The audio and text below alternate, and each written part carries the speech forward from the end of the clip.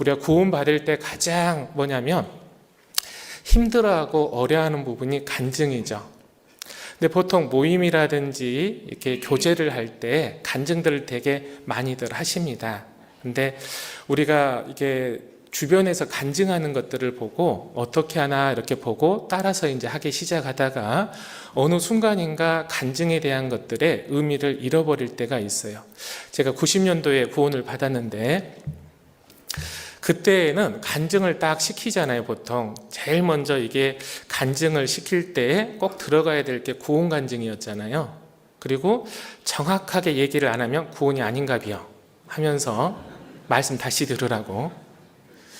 그 당시에는 이게 간증이 뭔지, 신앙생활을 어떻게 해야 되는 건지 아마 교회를 좀 다닌 분들은 아시겠는데 대부분 잘 모릅니다. 그리고 간증이라는 것 자체를 갖다 옆에 누가 하는지 이렇게 자세히 보고 나중에 흉내 내다가 삶에 대한 부분들을 얘기하는데 주로 많은 분들이 기도 부탁을 하는 경우들이 많이 있어요.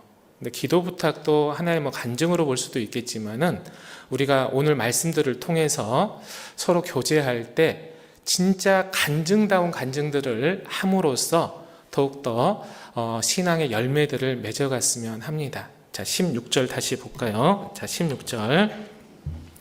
시편 66편 16절입니다. 하나님을 두려워하는 너희들아. 감사합니다. 같이 읽어주셔서. 자, 하나님을 두려워하는 자들아 다 내게 와서라고 되어 있죠. 자, 두려워한다라는 것 자체는 무섭고 두려워한다 이런 뜻이 아니라 하나님을 경외한다라는 뜻인 거예요. 그러니까 하나님을 경외하는 사람 다 오라라는 뜻인 거죠. 그리고 이 이야기를 들으라라고 얘기합니다. 뭐에 대해서 들으라고 하냐면 그 뒤에 내 영혼을 위하여 하나님께서 행하신 일을 선포함을 들어라 라고 얘기하죠. 그러니까 하나님이 내 삶 가운데 인도하시는 그 모든 일들을 들으라 라고 얘기합니다. 이게 간증인 거예요. 그래서 간증은 실은 내 이야기를 하는 것이 아니라 하나님이 내 삶을 어떻게 이끌어가고 어떻게 삶을 부여하고 있는지, 또 간섭해서 나의 어리석음과 죄들을 벗게 하는지, 그리고 선을 따라서 행함으로써 하나님의 축복을 어떻게 받는지 들으라 이 뜻이에요. 이게 간증인 거예요. 보편적으로 우리는 우리의 이야기들을 많이 하려고 합니다.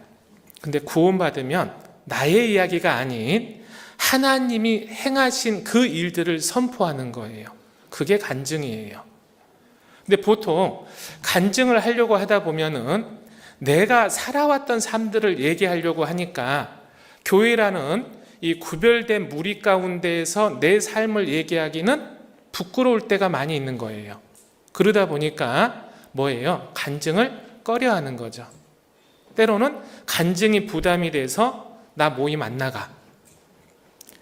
또 모임에 간증을 갖다 시켰다고 해서 교회 안 나가. 이런 분들도 있어요. 이거는 생각을 바꾸셔야 됩니다. 우리는요, 이 구원 받았을 때 하나님의 은혜로서 구원받은 게 틀림없는 거고, 그리고 우리는 하나님께 기속이 되어 있기 때문에, 즉 자녀로서 기속이 되어 있기 때문에 하나님의 그 말씀의 계획 가운데 살아갈 수밖에 없는 거거든요. 그러면 그 삶의 자세에 대해서 간증하라는 거예요. 근데 보편적으로 우리가 세상에 살아가다 보면은 익숙하고 편안한 사람들에게 이런저런 얘기를 하잖아요. 때로는 욕도 할 수도 있잖아요. 이제 구원받은 지 좀 되면은 안 하겠지만 막 구원받으면 구습들이 벗어지지 아니함으로써 이게 기존의 습관처럼 하는 경우들이 있다라는 겁니다.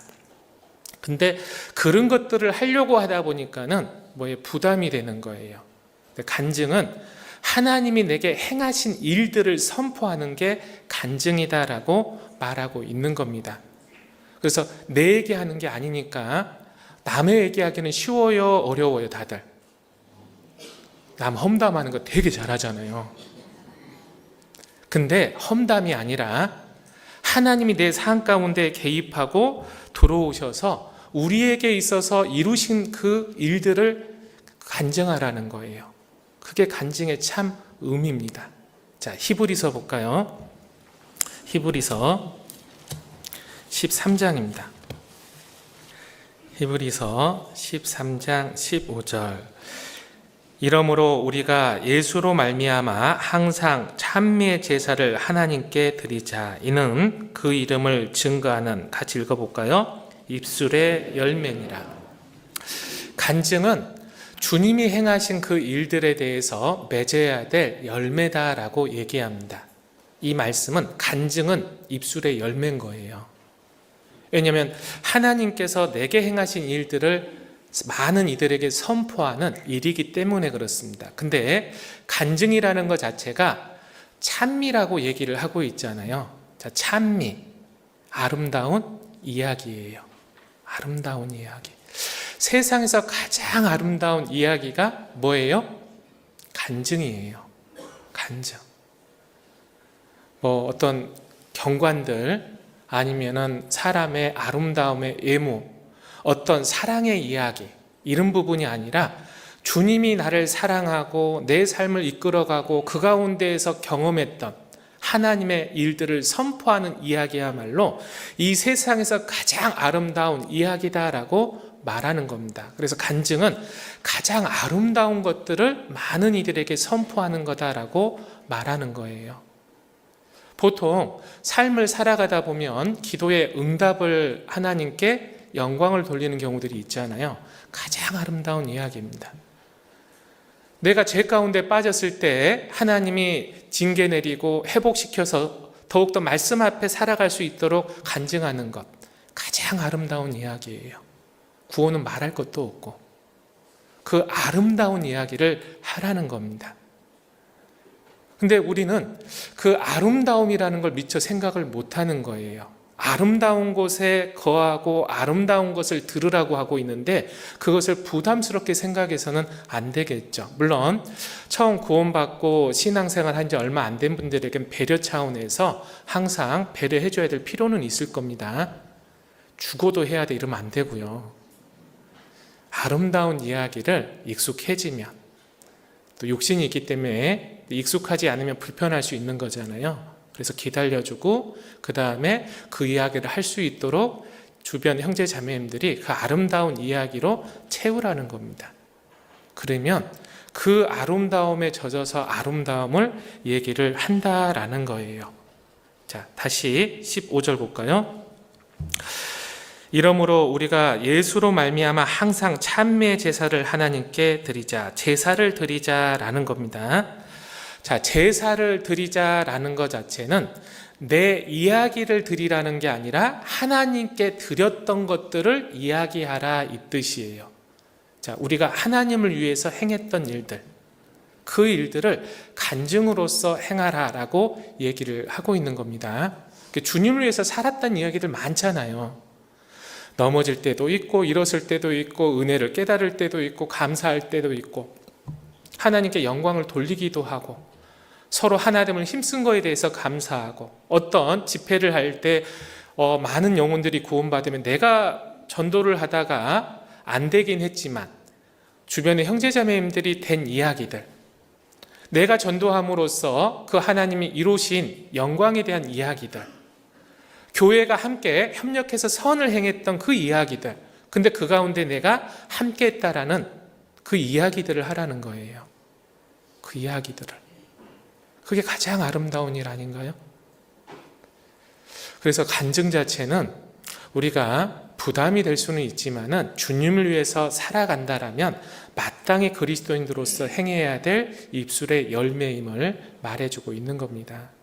그래서 어렵게 생각하지 말고요. 항상 편안하게 생각하죠. 근데 주님을 위해서 살려고 하지 않는다라면 결국 그 간증하는 것 자체가 쉽지가 않은 거겠죠. 근데 우리는 하나님의 자녀이기 때문에 반드시 말씀대로 생활을 해야 되고 진리이기 때문에 생활을 해야 되는 거예요.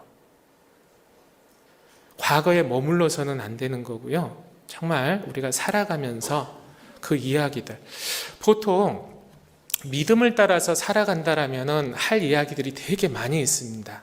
실질적으로. 근데 그 믿음을 따라 살아가지 않으니까는요, 할 이야기가 없는 거예요. 이 말은 우리의 삶들을 돌아보라는 뜻입니다. 한 주 동안에 한 달 동안에 우리는 말씀을 통해서 늘 살아가고 있는데 할 이야기가 없다? 돌아봐야 되는 거 아닐까요?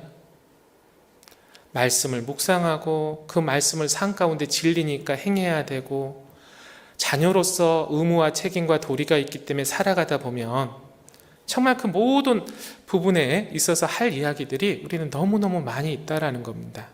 내 고집 때문에, 내 생각 때문에 그것을 알지 못하고 그것을 놓쳐버리는 경우들이 많이 있는데 늘 하나님은 우리와 동행하고 있고 은혜를 늘 부어주고 있다는 것을 발견할 수 있어야 되는 거예요. 그것을 발견하기 위해서는 우리가 믿음이 존재하지 않는다라면 보기가 어렵습니다. 육신의 눈으로는 도저히 볼 수 없는 영역인 거예요.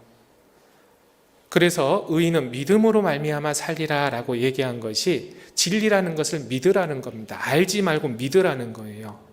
믿고 살아가다 보면 그 하나님의 행하신 그 모든 일들이 보이게 되어 있어요.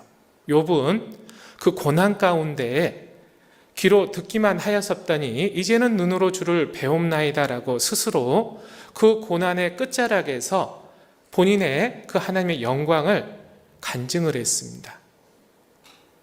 믿음이라는 것 자체는 저절로 생기는 게 아니라요, 고난을 통해서 믿음을 연단하고 믿음을 만들어 간다라는 거예요. 그리고 그 믿음이 가장 아름다움을 볼 수 있게 만듭니다. 삶의 가치가 달라져요. 세상의 기준으로 살아갈 때에는 믿음의 영역에 들어가기가 어렵습니다. 그러나 말씀의 영역에서 살아가다 보면 믿음은 들음에서 나며 들음은 그리스도의 말씀으로 말미암았느니라 라고 얘기한 것처럼 믿음이 생김으로써 볼 수 있다라는 거예요. 간증은 믿음으로 살아간 이야기, 말씀대로 행했을 때에 내게 하나님의 은혜와 축복이 임한 것을 말하라는 겁니다. 세상 모든 이들에게, 구원받은 이들에게 선포하라라고 말하고 있는 거예요. 그게 간증인 겁니다. 그리고 간증 자체는 크게 두 가지로 나누기는 하는데 삶 전체가 간증이잖아요. 이것이 나의 간증이요 라고 얘기하는 것처럼. 근데 크게 두 가지로 나누게 되면은 구원 간증과 생활 간증으로 나눠볼 수가 있습니다. 먼저 이 구원 간증은 우리 형제자매님들이 처음 구원을 받았을 때 구원에 대한 부분들이에요. 어떻게 구원을 받았고 어떻게 영원한 속죄를 했는지 이런 것들을 얘기하는 게 실은 구원 간증입니다. 구원 간증은요, 크게 세 가지를 얘기할 필요가 있어요. 어떤 것들이 들어가야 되냐면 첫째는 믿음이에요. 그 다음에는 은혜고 그 다음엔 사랑의 이야기를 간증하라는 겁니다. 보통 구원하면 많은 분들이 믿음의 영역만 생각을 하거든요. 근데 믿음이라는 것은 대상이 중요하고 무엇을 믿느냐가 중요한 건데 예수 그리스도를 믿는데 그 예수 그리스도가 내게 하신 그 은혜와 사랑을 간증하라는 거예요. 자, 에베소서 2장입니다. 에베소 2장 5절 같이 읽어볼까요? 허물로 죽은 우리를 그리스도와 함께 살리셨고 너희가 은혜로 구원을 얻은 것이라. 자, 여기 보면 은혜로 구원을 뭐라고요? 얻은 것이라 라고 되어 있는데 믿음이라고 얘기하고 있죠. 그러니까 은혜를 믿는 게 구원이에요. 믿음인데 은혜를 믿어야 돼요. 은혜를. 어떤 은혜요? 죄로 죽을 수밖에 없는 나, 당연히 죄 때문에 영원히 심판받을 수밖에 없는 나를 그 주님께서 긍휼히 여기심으로 말미암아 나를 구원해 주신 그 은혜, 내버려둬도 하나님은 책임이 없죠. 그렇지만 우리를 긍휼히 여긴 그 은혜를 얘기하는 거예요. 실은 긍휼이라는 것 자체는 체휼에서부터 온 단어가 긍휼입니다. 이 체휼이라는 말은 뭐냐면 공감이라는 뜻을 가지고 있어요. 체휼이라는 것 자체가. 주님은 우리에 대한 공감을 하신 분이거든요. 어떤 공감을 했냐면 죄 때문에 두려워하고 고통받을 거에 대한 부분을 공감하시고, 공감하다 보니까 불쌍히 여기는 마음이 생긴 거예요. 이 불쌍히 긍휼히 여기다 이 뜻이거든요. 긍휼히 여기고 그 불쌍히 여김으로 말미암아 우리에게 구원의 은혜를 베풀어 주셨다라고 말하는 겁니다. 그래서 십자가는요, 긍휼을 보고 믿는 거예요. 보통 집회 때 그 예수님이 십자가에서 우리의 죄를 영원히 다 사해 주셨다라는 것, 그것을 들여다볼 때 얼마만큼 영원히 왜 내 죄를 사했는가, 은혜가 있기 때문에 그런 거예요. 은혜 자체가. 그래서 항상 십자가 볼 때요, 은혜를 보고 믿으셔요. 우리는 우리가 지은 죄 때문에 지옥 가도 할 말이 없는 사람들이요. 원래 죄를 지었기 때문에. 근데 그 모든 죄를 뭐예요? 값없이, 조건 없이 대속해 주셨잖아요. 그 이야기를 하라는 겁니다. 그 이야기. 간증 속에요, 형제자매님들이 그 십자가의 은혜를 알 수 있도록, 내가 얼마나 죄인이었는지, 죄인인 게 부끄러운 게 아니라 아름다운 이야기라고요. 그 죄를 그냥 뒀다라면은 아름답지 않겠지만은 구원해 주신 거잖아요, 은혜로서. 그래서 우리가 구원 간증을 할 때는 그 아름다운 주님의 은혜를 간증하라, 이 뜻이에요. 자, 그리고 구원은 사랑을 믿는 겁니다. 사랑을. 십자가의 사랑. 단순하게 예수님이 내 죄를 속죄했다, 요거 믿는 게 아니라 그 속에 있는 사랑을 믿는 거예요. 요한복음 3장 16절입니다. 16절, 하나님이 세상을 이처럼 사랑하사 독생자를 주셨으니 이는 저를 믿는 자마다 멸망치 않고 영생을 얻게 하려 하심이니라. 하나님이 세상을 이처럼 사랑하사 독생자를 주셨으니, 이처럼 사랑하는 걸 믿는 거예요. 구원은 단순하게 예수님이 내 죄를 갖고 갔다, 이것뿐만이 아니라 이처럼 나를 사랑한 이야기를 믿는 게 구원인데, 이 이야기를 하라는 겁니다. 얼마만큼 나를 사랑해서 죽었는지. 이 빌립보서 2장 5절에 보면 그리스도의 마음을 품으라라고 얘기를 하고 있죠. 근데 이 생각을 해봐야 돼요. 높고 높은 보좌에 있는 창조주 아버지가 육신을 가지고 이 땅에 태어나서 내 죄를 담당해 주셨는데, 우리는 하나님의 형상대로 지음받은 자녀입니다. 근데 죄로 말미암아 죄인이 된 거잖아요. 그런데 그 창조한 인간이 창조주를 갖다가 침을 뱉었어요. 모욕했습니다. 조롱했습니다. 그리고 수치심을 줬고 고통을 주었다라는 거예요. 그리고 죽음에 이르게 했다라는 겁니다. 예수님 자체가 능력이 없다라면 모르겠지만 말 한마디면은 얼마든지 모욕을 주고 치욕을 주고 부끄러움을 주고 고통을 준 사람들을 다 쓸어버리고 죽이고 남을 만한 능력이 있는 분이잖아요. 그 능력이 있는 분이 내 죄를 담당하기 위해서 십자가에 죽었다라는 겁니다. 왜요? 나를 사랑하사. 사랑은 논리적으로 설명이 안 되는 거예요.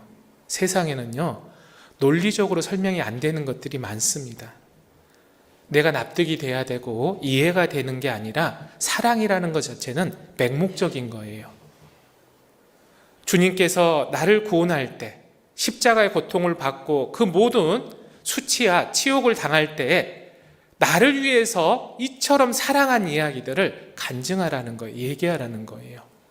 할 수 있잖아요. 다들 봤거든요. 그리고 다들 마음에 믿었거든요. 집회 때 보면 보통 십자가에 채찍을 맞고 피 흘리고 이렇게 돌아가시는 것을, 장면을 못 보는 분들이 계시더라고요. 아이고 끔찍해 하면서 이렇게 안 봐요. 외면해요. 보셔요. 그리고 사랑을 확인하셔요. 나 같으면 저렇게까지는 사랑하지 못할 건데 주님은 나를 이처럼 사랑하사 그 고통을 당했다고. 어린 아이들은요, 힘이 약하기 때문에 어른들이 얘기하면은 자기가 억울해도요 말을 못합니다. 그리고 성인이 되면은 자기 할 말 다 해요. 사람이 그래요 원래.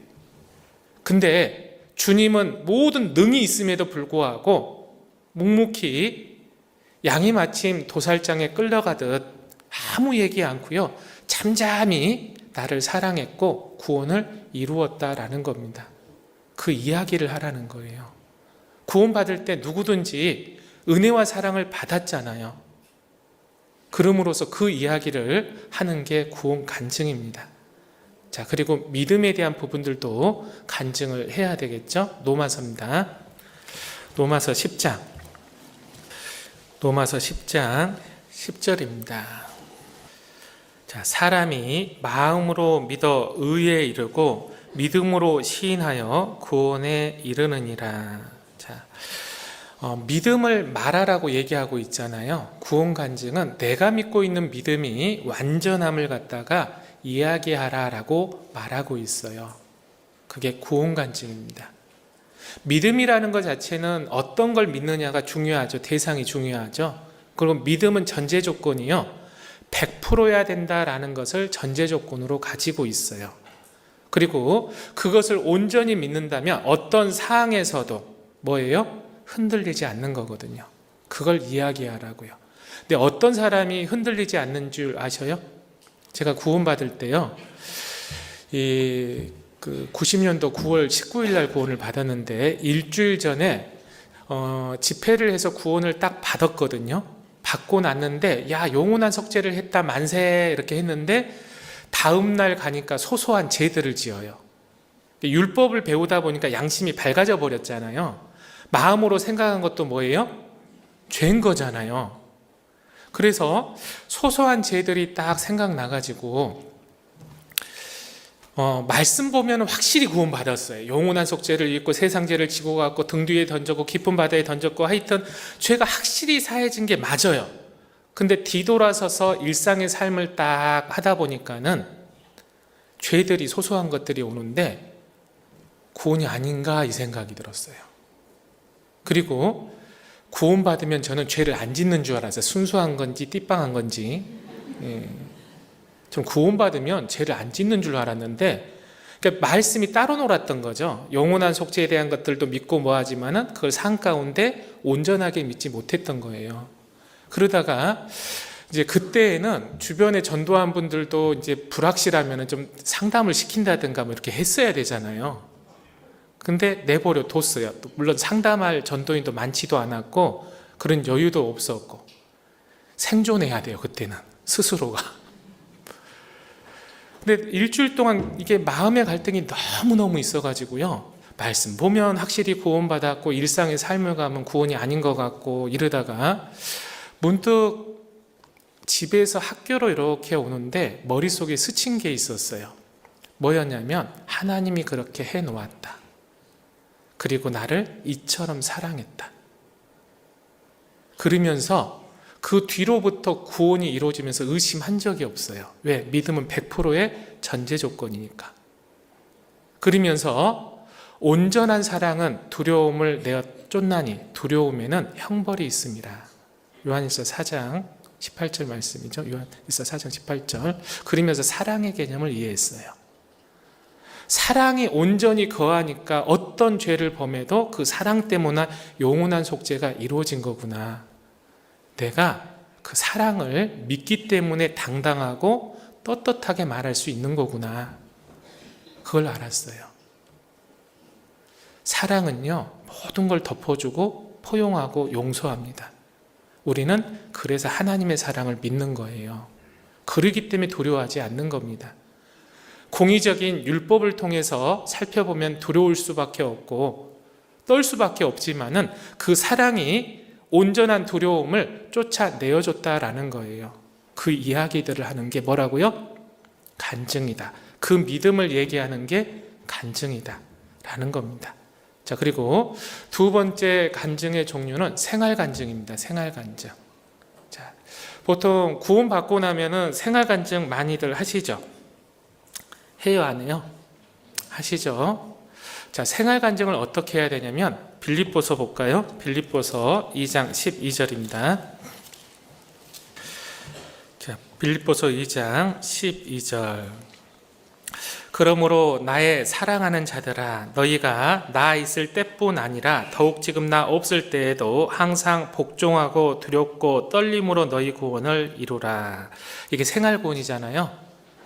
두렵고 떨림으로 할 필요는 없는데 이 두렵고 떨림을 하나님을 경외함으로 뭐예요? 이루라, 이렇게 얘기합니다. 그 이루는 과정을 얘기하는 게 생활 간증이에요. 생활 간증. 자, 하나님을 경외하는 삶이 없으면 말할 게 있다 없다? 없다 이 뜻인 거죠. 하나님을 경외하는 것은 말씀에 순종하면서 나아가는 것이 실은 간증인 거예요. 그리고 생활 구원인 거고. 제가 여쭤볼게요, 우리 형제 자매님들한테. 신앙생활은 내가 하는 거예요, 따라가는 거예요? 내가 한다 생각하는 분 손 들어보세요. 따라간다 손 들어보세요. 따라가는 거예요. 내가 하려고 하니까 힘든 거고 할 이야기가 없는 거예요. 주님이 하신 앞서가는 것, 따라가는 것. 이 말은 말씀이 내 삶 가운데 주어졌다면 그 말씀을 따라가는 게 신앙생활이에요. 그걸 쉽게 한마디로 뭐라고 얘기하죠? 순종이라고 얘기하는 거예요. 순종의 이야기를 하라고요. 순종의 이야기. 따라간 이야기. 자, 민수기 볼까요? 자, 생활 간증들은 보통 우리가 한 신앙을 하려고 한 이야기들, 이런 것들을 주로 많이 하는 경우들이 있는데, 신앙은 하는 게 아니라 따라가는 겁니다. 따라간다라는 말은 그 말씀이 그러하다라면 그렇게 순종하면서 가는 게 따라가는 거예요.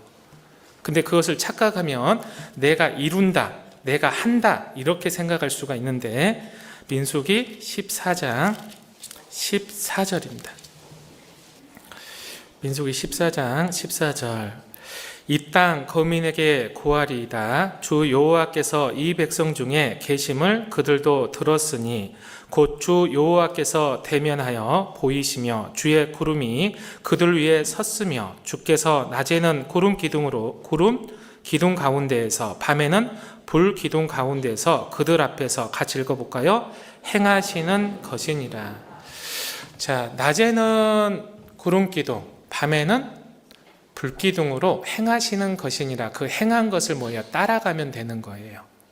자, 구름과 불기둥이 움직입니다. 그러면 뭐 해야 돼요? 기둥들이 움직여요. 그럼 어떻게 해야 돼요? 네, 짐 싸야 되는 게 먼저예요. 짐 싸서 따라가야 되는 거예요. 제가 이렇게 성경을 보면은 광야 40년 동안 최초의 출발점으로부터 마지막 종점까지를 보면 41번을 이동했더라고요, 보니까. 그럼 40년이니까 1년에 대략적으로 한 번 이동했잖아요. 그쵸? 자, 여기에서 하나 좀 생각을 해봤어요. 왜 이렇게 자주 옮겨 다녔을까? 왜 이사를 자주 했을까요? 우리 형제자매들 이사 자주 하면은 짐이 줄든가요? 늘든가요? 그게 신앙의 비법이에요. 신앙을 따라가잖아요? 그러면 세상의 것들이 적어져요. 그럼 광야에 자주 이사를 하면 어떤 현상이 있냐면 그릇, 맷돌, 화덕 같은 경우 이런 것들, 옷은 헤어지지 아니했고 신발은 닳지 아니했으니까 그렇게 크게 필요는 없을 거잖아요. 생활의 간소화가 돼요. 그리고 가장 핵심이 말씀에 치중하게 돼 있어요. 광야 생활을 주신 이유입니다. 하나님의 율례를 배우게 하기 위해서. 광야 생활은 이 정탐꾼들이요 40일 정탐에서 불순종으로 말미암아 내린 징계죠. 그쵸? 징계예요, 은혜예요? 징계예요, 은혜예요? 은혜예요. 대부분 우리 형제 자매님들이요 징계 가면은 불행하다 생각하는데 은혜예요. 하나님의 속성을 아시면은 은혜예요. 재앙이 아니에요. 40년 동안 그들은 하나님을 배워갔어요. 무엇을 배워갔어요? 따라가는 법을 배운 거예요. 구름과 불기둥이 움직이잖아요. 근데 벗어나면 아말렉에게 의해서요 약탈을 당하고 또는 종으로 팔려가기도 하고 죽임을 당하기도 했어요. 근데 지인에서 떨어진 사람들, 처진 사람이 뭐였냐면 나약한 사람인데, 우리가 성경을 읽다 보면 나약하다라고 볼 게 아니라 믿음이 뭐예요? 약한 사람들인 거예요. 그런 사람들이 뭐예요? 주저앉으려고 하고 불평불만을 하고 세상에 마음을 두는 사람들 떨어집니다. 마귀가 정확하게 그 사람들 잡아가요. 그러니까 신앙은 움직이면은 따라가면 되는 거예요. 쉬워요? 어려워요? 쉬운 이야기 하라고요. 쉬운 이야기 하라고. 내가 짐 싸고 움직이지도 않은데 짐 싸고 내가 뭔가를 하려고 하지 말고, 교회가 이쪽으로 갑시다 그러면 왼쪽이 아무리 좋아 보여도 오른쪽으로 가면 되는 거예요. 근데 오른쪽으로 가고 있는데 나는 왼쪽을 생각하니까 내가 하려고 하니까 힘들어요? 어려워요? 힘든 거예요. 이게 신앙은요, 법칙을 알면 진짜 쉬워요. 따라가는 거예요. 따라가는 거. 그러니까 주장하라고요? 하지 말라고요? 하지 말고 따라가라고요. 근데 우리가요, 내 생각과 방법들이 있는데 그 가운데서 간증하라고 하니까 할 얘기가 없죠. 따라가는 이야기 하는데 뭐가 어려워요? 거기에는 축복이 있고 은혜가 있고 기쁨이 있고 행복이 있어요.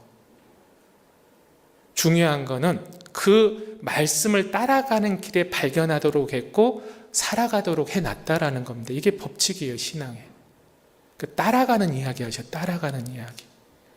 불순종했더만 내가 말씀을 믿음으로써 따라가 봤더만은 정말 기쁨이 있더라, 감사가 있더라, 이 이야기 하라고요. 불순종해서 말씀에 곁길로 나감으로써 힘들고 어려운 얘기 하지 말고, 설령 그 곁길로 갔다 할지라도 돌이켜서 그 말씀의 정로로 갔을 때 하나님이 주신 은혜에 대한 것들, 그 부분들을 이야기하라는 겁니다. 분명 주님은 우리에게 말씀을 통하여서 분명히 가야 될 길들을 말해주고 있어요. 그리고 우리는 그 말씀을 내가 이루는 게 아니라 거기에 진리고 축복이 있기 때문에 따라가야 될 책임과 의무가 있는 겁니다. 가라는 거예요. 그게 생활 간증입니다.